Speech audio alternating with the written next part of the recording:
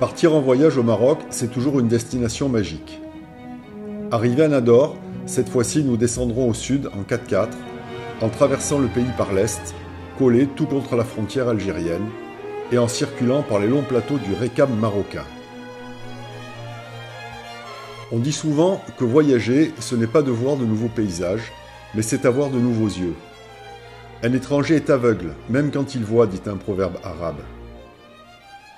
Nos deux mondes se rencontrent à travers des paysages fantastiques, mais nous allons aussi à la découverte d'une autre culture, celle des Berbères, des femmes et des hommes qui ont d'autres modes de vie, des rencontres souvent discrètes mais toujours chaleureuses. Et prendre le temps de s'arrêter pour partager de simples moments de vie et d'échange sont pour nous des moments importants dans notre voyage. Nous aurons le luxe de traverser des paysages immenses et vierges. Une motivation nous pousse avec un parfum d'aventure qui nous séduit déjà depuis bien longtemps, et c'est un pur bonheur de se retrouver dans ce monde. 610. Normal, on va voir comment il se comporte sans le blocage. Après on le laissera avec blocage dans des situations un peu plus compliquées, et on dégonflera les pneus si nécessaire.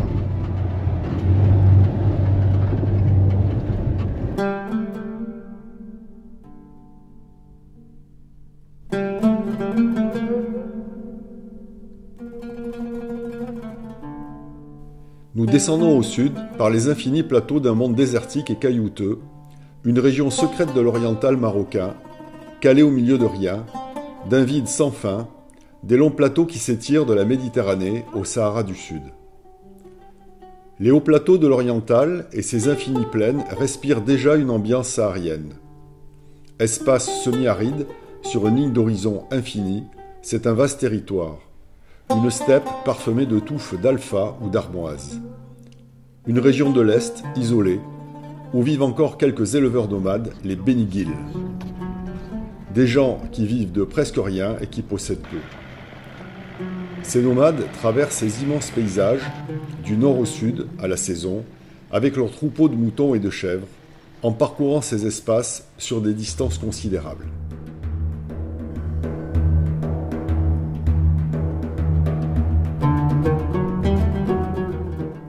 La tribu des Béniguil occupe un vaste territoire dans l'Est marocain et demeure être parmi les plus grands éleveurs de moutons. Cette tribu était jadis des nomades non sédentarisés et qui venaient, dit-on, de la péninsule arabique. Leur origine reste obscure et une légende les poursuit.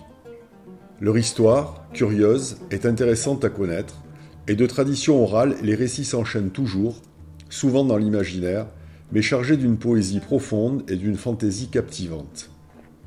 Aujourd'hui, ils ne se déplacent que peu, semi-nomades. Ils vivent en famille sous la raïma, la grande tente du désert, tissée en poils de chèvre et de dromadaire. Ils vivent ici, loin de tout, au rythme de la nature et s'occupent des besoins d'eau et de nourriture pour eux et pour leurs animaux. Ils nous reçoivent ici chez eux avec bienveillance.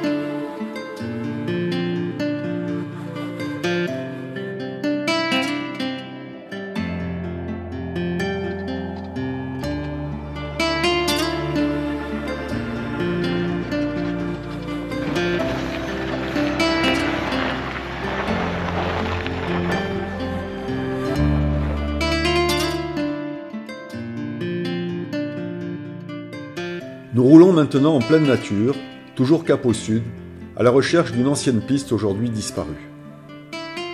Les passages entre les gros monticules de sable et d'herbe qui remplissent les larges contreforts de l'Oued sont longs et fastidieux. Et nous ne décelons aucun signe de passage d'un autre véhicule. Cette piste est abandonnée probablement depuis bien longtemps.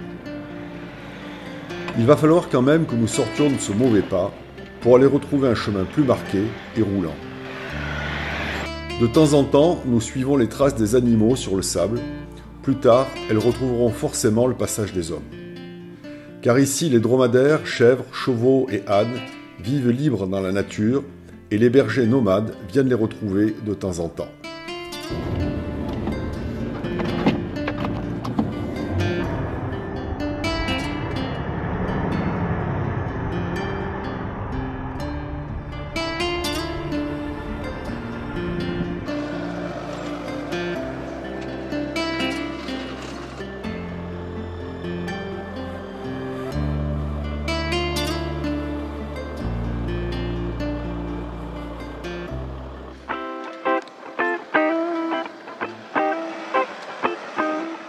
Le temps passe, les heures défilent, mais enfin nous finirons par entrer dans le lit de l'Oued. Ici, nous avançons plus vite et descendons toujours au sud. C'est heureusement possible aujourd'hui car en période d'après-pluie, l'Oued serait probablement impraticable, avec un seul collant et un fond très boueux, ce qui nous en interdirait l'accès. Notre 4x4 s'y poserait aisément et nous aurions été obligés de continuer à naviguer sur ces talus sableux.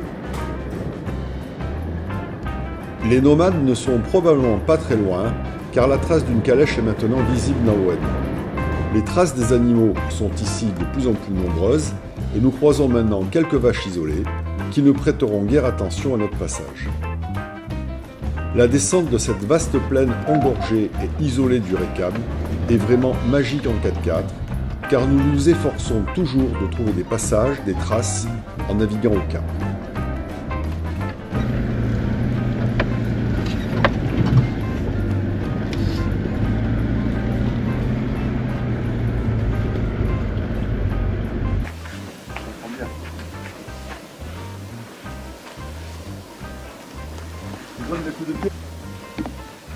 Je suis là, mon petit, là, comme ça. Alors, la piste, viens.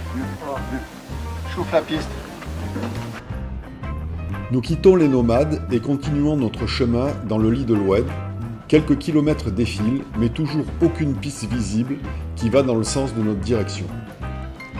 Le lit de l'Oued finit par tourner dans le mauvais sens. Il va falloir changer de cap, devoir rapidement trouver une sortie et puis rechercher encore les traces d'anciennes pistes qui vont partir au sud dans notre direction. Cette merde là. Nous avons enfin finalement contourné par l'ouest le chaude Tigris et retrouvons par l'oued une sortie. Plus loin, nous récupérerons une vieille piste effacée par le vent qui va nous remettre dans le bon sens. Le vent l'aura effacée souvent, le sable la recouvre copieusement par endroits, mais les yeux bien ouverts, nous ne la perdrons pas.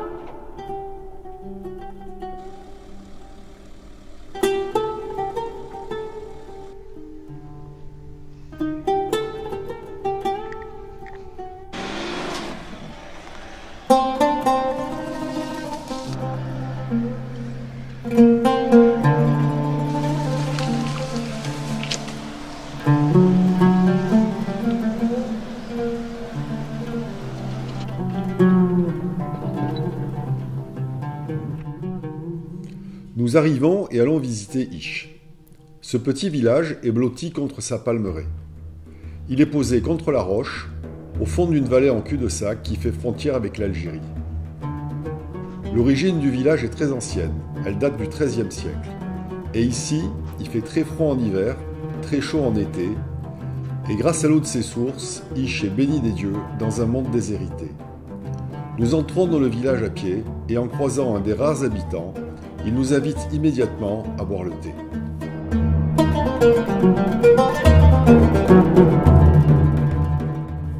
Le thé au Maroc, c'est très important. Il est offert d'autorité.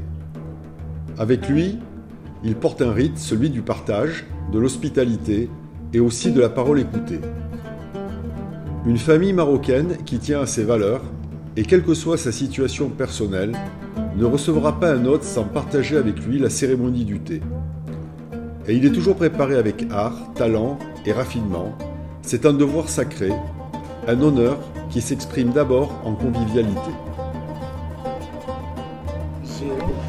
0, 1, 2, 3.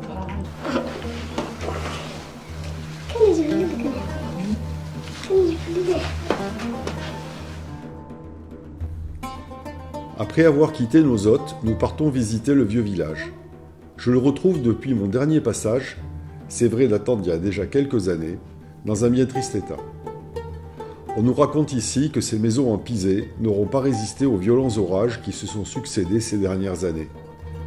En fait, la plupart de ces maisons n'étaient plus habitées depuis fort longtemps, car les habitants du village préfèrent vivre dans des logements plus modernes qui ont été construits en limite de la vieille cité. Nous quittons donc Isch pour aller faire un saut dans la Palmeraie. Se promener dans une oasis est un voyage princier pour le voyageur. Et, en marchant simplement au cœur de ce trésor caché, nous découvrons la petite et timide Palmeraie d'Isch.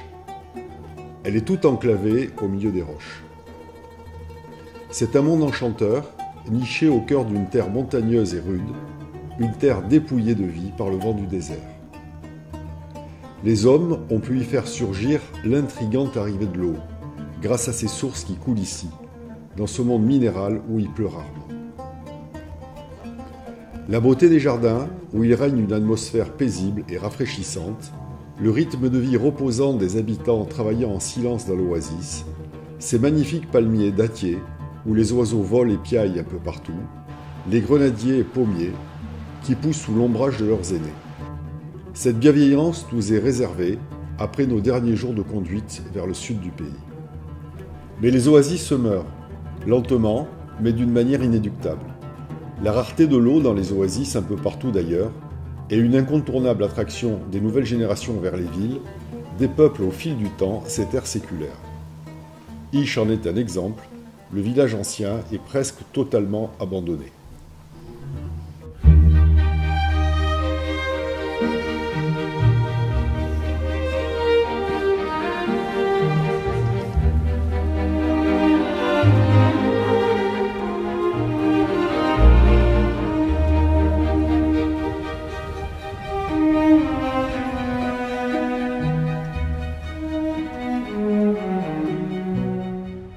Là-bas, c'est la frontière, alors.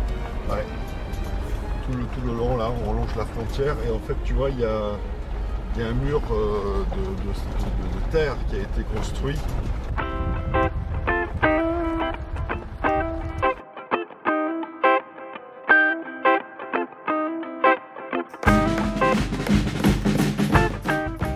Nous reprenons notre parcours. Cette année, notre voyage se concentre au sud. Nous allons bientôt obliquer à l'ouest, pour arriver dans 2 ou 3 semaines rejoindre l'océan Atlantique. Nous allons principalement passer par l'univers de l'anti-atlas marocain, avec ses plaines piquetées d'acacias, aux oasis plus rares et dans un décor de cinéma où les roches brutes sont un livre géologique ouvert à tout jamais.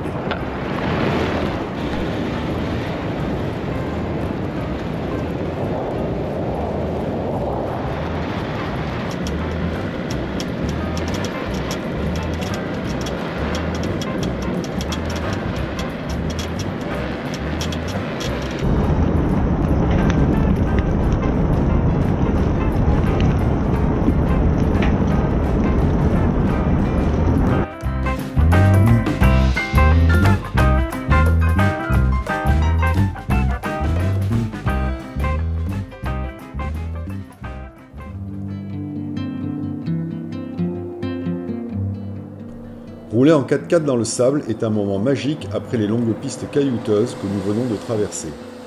La conduite est particulière, car la portance du sable peut être très différente d'un endroit à un autre.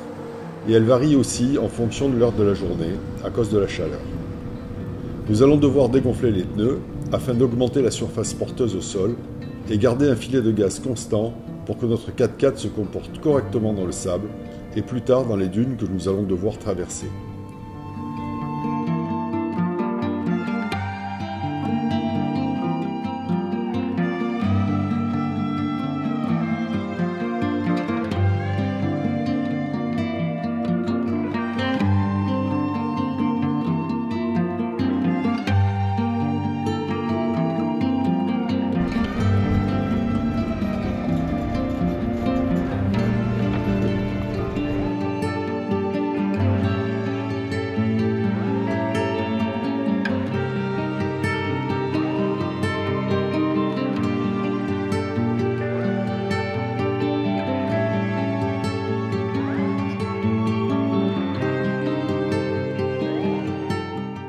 Remontant légèrement au nord, en naviguant autour des contreforts de l'Anti-Atlas, le vent disparaît peu à peu et nous ouvre petit à petit l'horizon.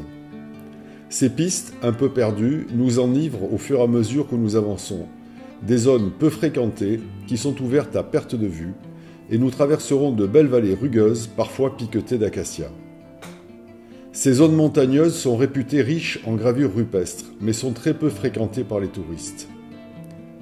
Parfois, la piste disparaît et nous suivons gentiment les traces des dromadaires qui errent seuls dans ce désert caillouteux.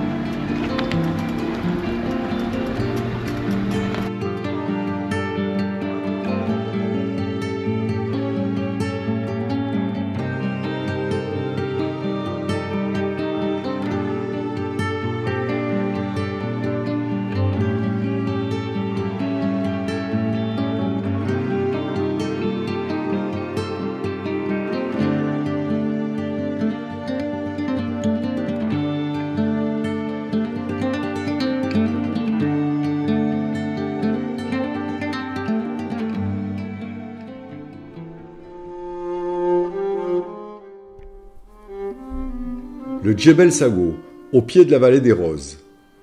Il culmine à 2700 mètres, c'est un massif spectaculaire et lunaire, d'origine volcanique, un monde désertique au paysage unique et d'une rare beauté. Posé aux portes du Sahara, cet espace étonnant et gigantesque respire peu.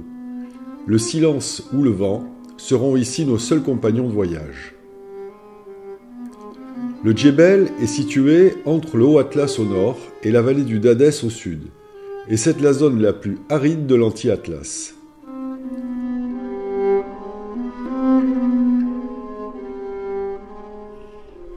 Le Sago est peu accessible et donc peu peuplé, mais c'est malgré tout le pays des Aït Ata, des éleveurs de moutons et de chèvres qui pratiquent la transhumance, sauf en été évidemment où ces terres noires minérales se transforment en désert brûlant absolument impraticable. C'est un labyrinthe de gorges et de plateaux, de tours et d'aiguilles déchiquetées, ces parois de basalte, ces grès patinés de noir par l'usure du rude climat du désert, démontrent une ambiance très étrange, une ambiance de fin du monde. Pourtant, le manque d'eau dans cette fournaise l'été, quelques oasis résistent et apportent un peu de vie entre ces hauts sommets.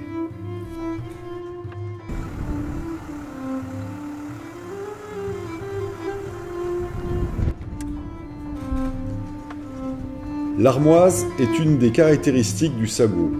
Elle remplit les cuvettes du massif.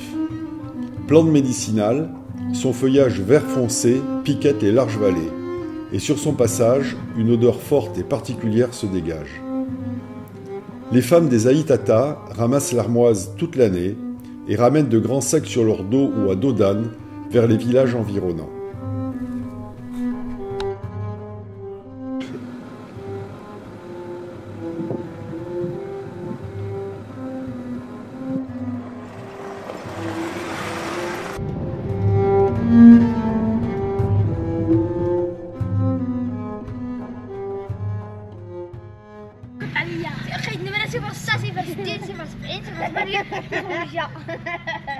Ah, je sais plus de stylo. Donne-moi un stylo. J'ai pas de stylo.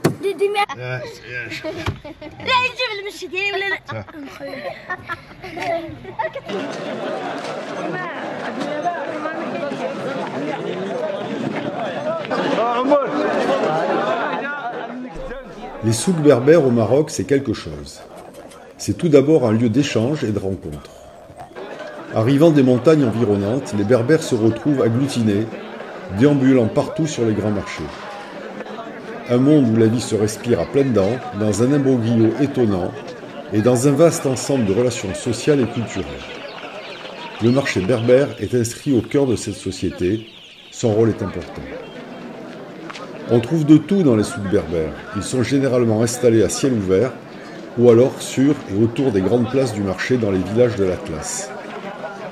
Fruits et légumes à profusion, évidemment, mais aussi toutes sortes d'épices, dattes, miel des montagnes, animaux sur pied ou bien présentés bien découpés et saignés dans les petites boucheries, mais aussi toutes sortes de marchandises, métiers du cuir, ustensiles de cuisine, droguerie, outillage, du textile et bien d'autres.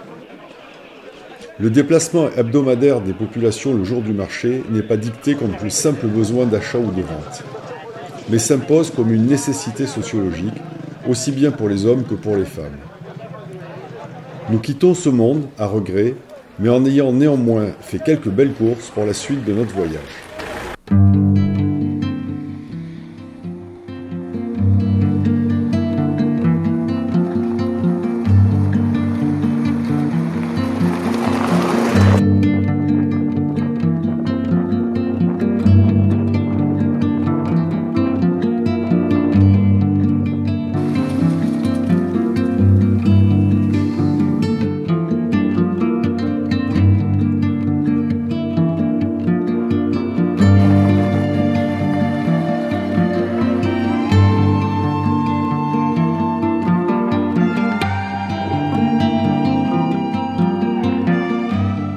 Après avoir quitté ce matin la petite ville de Talaouine, connue pour étant la Mecque du safran, nous descendons pour traverser nord-sud l'un des derniers bastions de l'anti-Atlas marocain.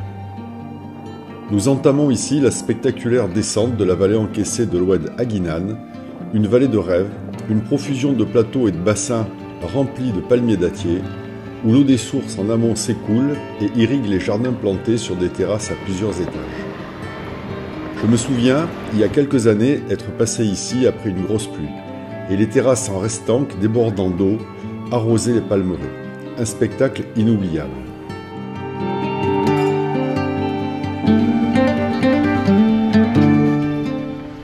La traversée au centre de la palmeraie, de tous ces petits villages qui l'abordent, est un enchantement, un havre de paix. Et à chaque fois, dans ces oasis, une sérénité et une lenteur de vie se dégagent, doucement rythmé dans un monde isolé, étouffé par une noble végétation, où seul, le matin, le chant des oiseaux réveille tout ce petit monde en douceur. Nous passons ici bien trop vite.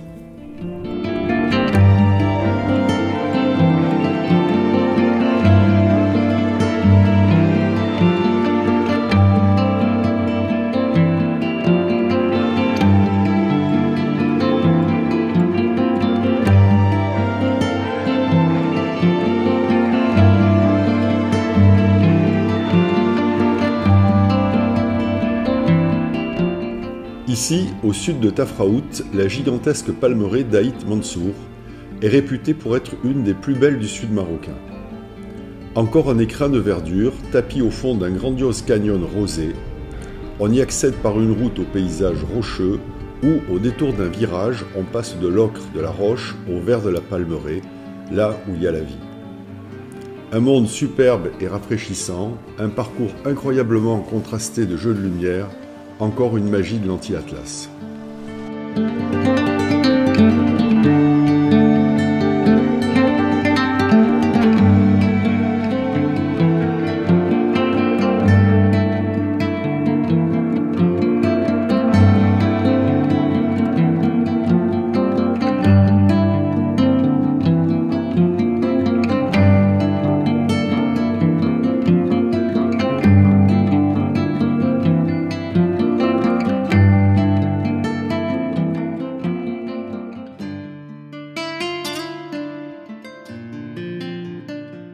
L'Anti-Atlas s'étale sur 800 km. De l'est du pays à l'ouest, une chaîne de montagnes formée il y a 300 millions d'années, posée en limite de la zone aride saharienne. À l'est du Maroc, il fait frontière avec l'Algérie et finit sa course à l'ouest en plongeant dans l'océan Atlantique. Les massifs sont très érodés, en crêtes parallèles, et ponctués par de vastes plaines où les pistes poussiéreuses n'en finissent pas. Ici, les sources sont rares, les puits inexistants.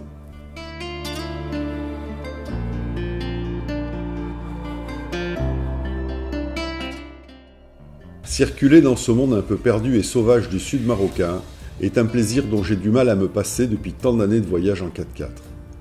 Le Maroc est une destination formidable, les paysages changent ici du tout au tout, au fur et à mesure que l'on traverse ce beau pays. Les habitants, berbères, sont très accueillants, toujours agréables à notre passage, et à chaque arrêt nous sommes invités pour boire soit le thé, soit pour manger chez eux. L'hospitalité est reine dans ce pays. La curiosité, la naïveté parfois, donnent un poids particulier à notre voyage. Ne pas se comporter comme un touriste mais comme un voyageur, ne pas avoir de préjugés, être observateur d'un monde culturellement différent, d'une civilisation qui, au fond des montagnes ou du désert, n'a guère changé jusqu'à nos jours, est un vrai bonheur.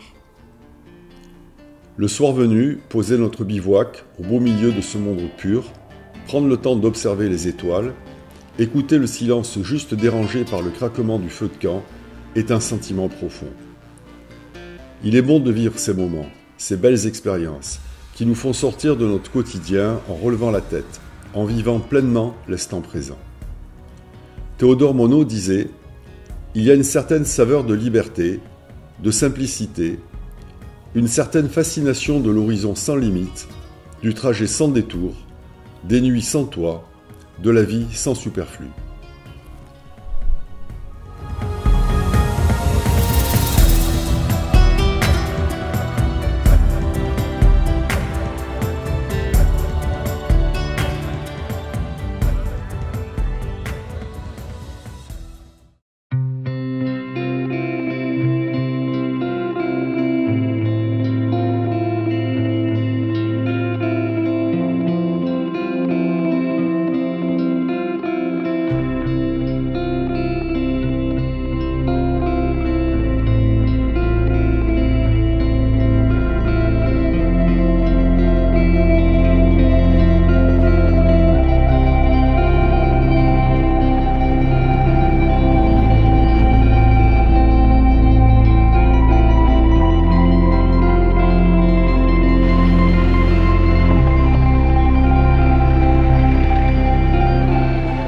Après avoir traversé les derniers contreforts de l'Anti-Atlas, nous arrivons maintenant dans une petite ville du Grand Sud pour faire le plein de gasoil, d'eau et de nourriture pour pouvoir continuer notre périple marocain.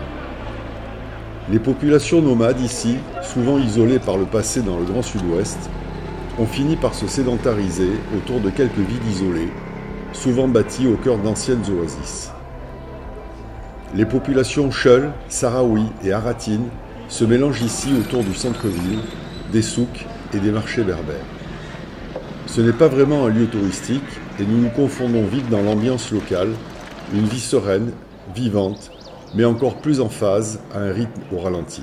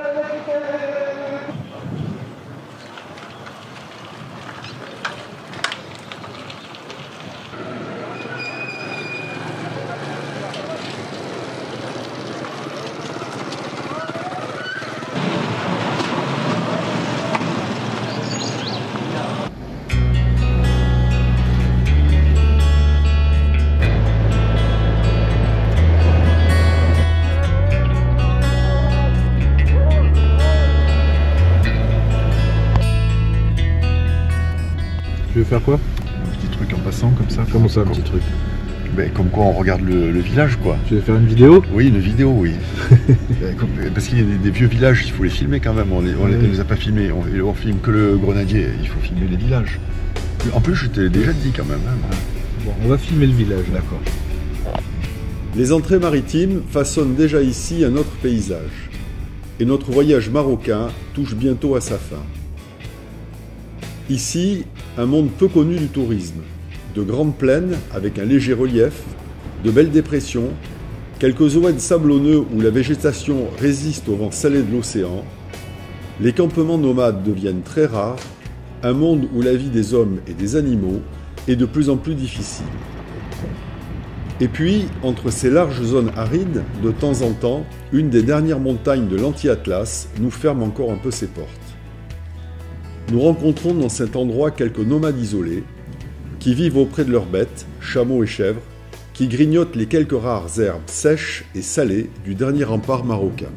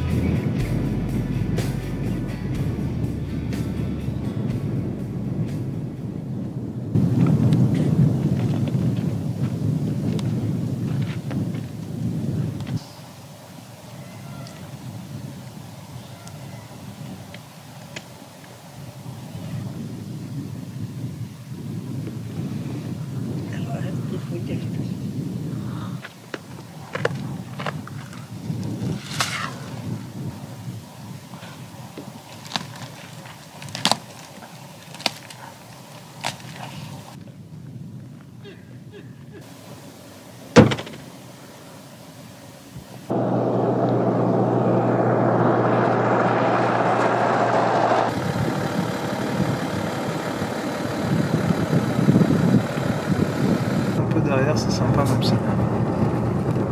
En plus, il est chargé, quoi. Par contre, c'est à 70 ans, ça.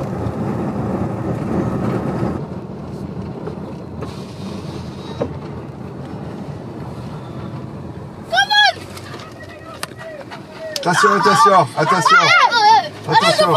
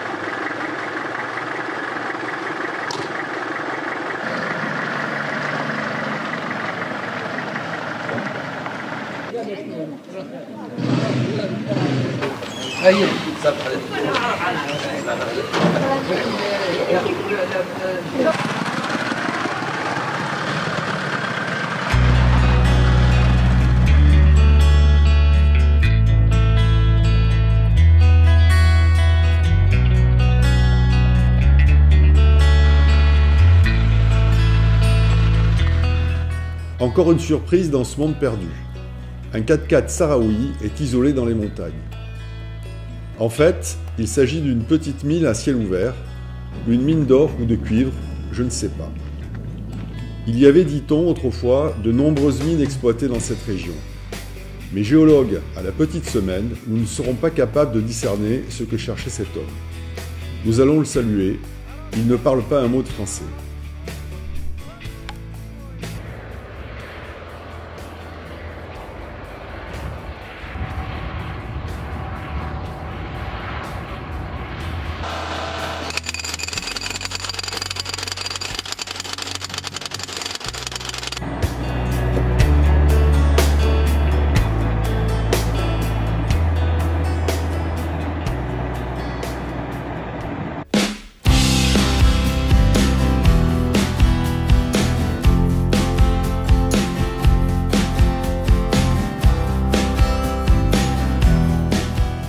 La fin de notre voyage approche.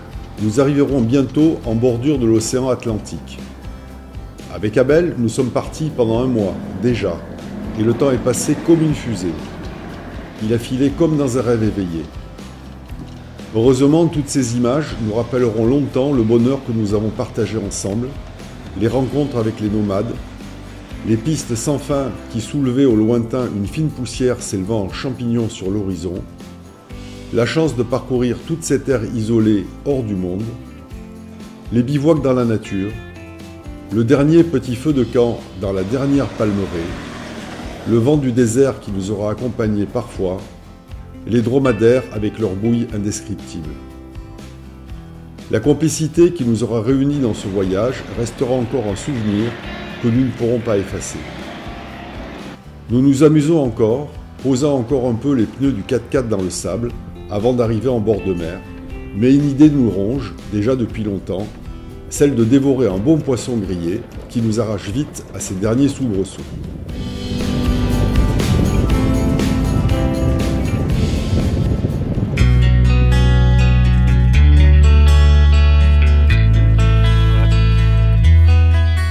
Maintenant, il faut qu'on vous parle quand même des pêcheurs des falaises qui sont installés sur la côte marocaine atlantique. Le sud marocain est particulièrement poissonneux.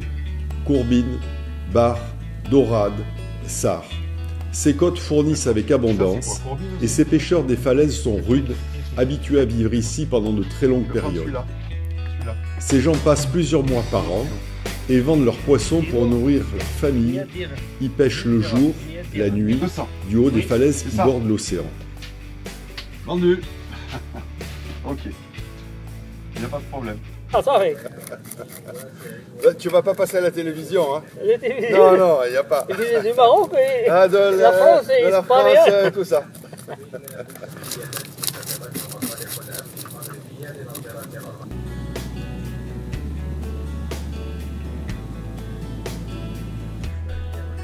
Leurs conditions de vie sont précaires. Ils vivent dans des petites cabanes, construites sommairement, une simple ossature en bois, couverte par des bâches en plastique, isolées des embruns et du froid, par de vieilles couvertures usagées.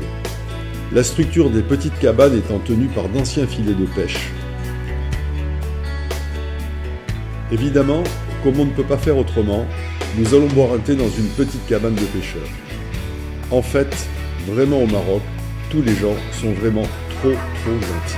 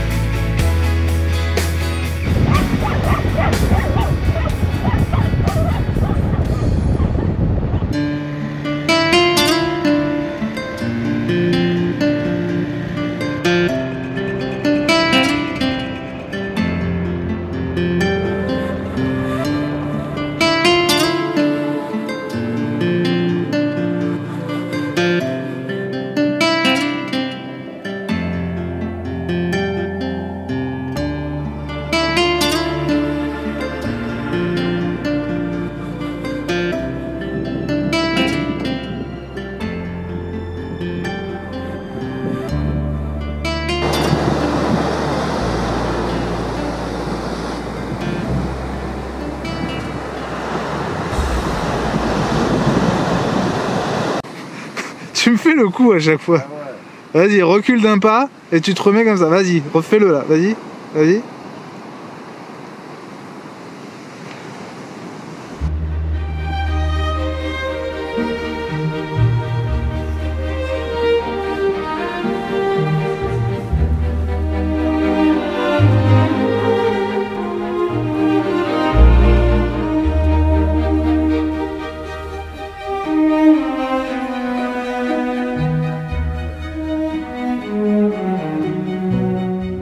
Et on va pas dégonfler les pneus, on va voir comment se comporte ce grenadier dans une situation entre deux eaux là. Test du grenadier en situation sableuse.